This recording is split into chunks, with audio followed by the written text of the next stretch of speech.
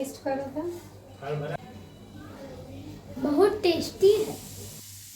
हमनी के हाउसवाइफ कोई भी चीज़ सामान के वेस्ट ना होके देहिला। भटूरा के आटा बचल रहलक और कल आलू के पराठा बनेले रहनी, ओकर स्टफिंग बचल रहलक चोखा। तो सोचनी कुछ नया रेसिपी ट्राई करल जाओ। यानी एगो खीरा, टमाटर, बीट, गाजर ले ले रहनी, सबके अच्छा से काट लेनी। अदरक और खीरा के हम अच्छा से ग्रेड कर लेनी है। 2 हरियर मिरचाई ले ले बानी तीखा ला, और सबके एगो बर्तन में निकाल ले हम। ओकरा बाद में टमाटो सॉस डाल ले हम, काला नमक डाल ले हम, मेयोनी डाल ले हम, और सबके मिला के एकर मतलब भरावन तैयार करम।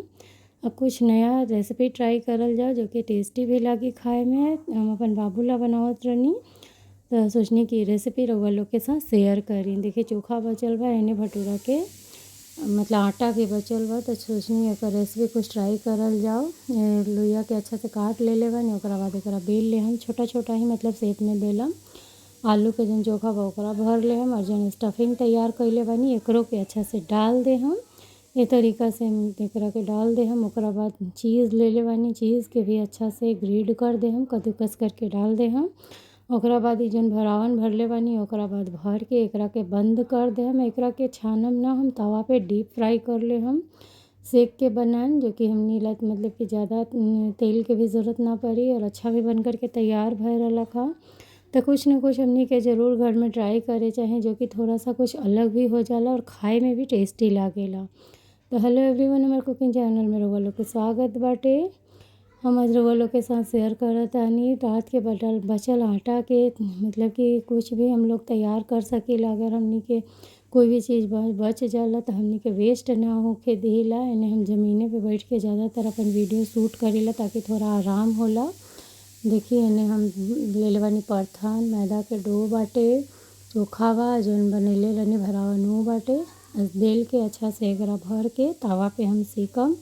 ये रेसिपी बहुत अच्छा बनल रहलक, तो सोचनी कि काहे न रउआ लोग के साथ ये रेसिपी ट्राई करल जाए। सब भरावन के तैयार करके चली हम चूल्हा के तरफ। यानी हम तवा चढ़ा देले बानी गैस पे। थोड़ा सा गैस पे तेल मतलब कि तवा पे तेल डाल दे हम। तेल डालला के बाद रउआ लोग मतलब घी में मत बनाएं, सरसों तेल में भी ना, रिफाइन तेल के ही इस्तेमाल करम। बहुत ही टेस्टी बन कर के तैयार होला। एक तरफ से सेकला के बाद एकरा दूसरा तरफ से पतला पतला लोई रहलक, पतला पतला बेलले रहनी। ऐसे सेके में भी कोई परेशानी ना भय रहलक है। एकरा पातले पातले बेले में ठीक रहेला, जैसे कि अच्छा से सेक जाला। एक तरफ सेकला के बाद एकरा दूसरा तरफ से भी सेक देले बानी, और थोड़ा सा बीचों बीच भी एकरा के मतलब कि चिमटा से पकड़ के सेक दे हम इस तरीका से, ताकि जो किनारी बाटे उहो अच्छा से सेक जाए। ये रेसिपी बहुत अच्छा बन कर के तैयार भय रहलक है। तो रउआ लोग भी ये रेसिपी के एक बार ज़रूर ट्राई करी। अगर हमारा वीडियो अच्छा लगी तो लाइक शेयर सब्सक्राइब करम। कमेंट में ज़रूर बताएं कि वीडियो कहाँ से देखा तानी। अगर चैनल अच्छा लगे तो ज़रूर कमेंट करम, वीडियो भी शेयर करम। अब मिला तानी अपन नेक्स्ट वीडियो में।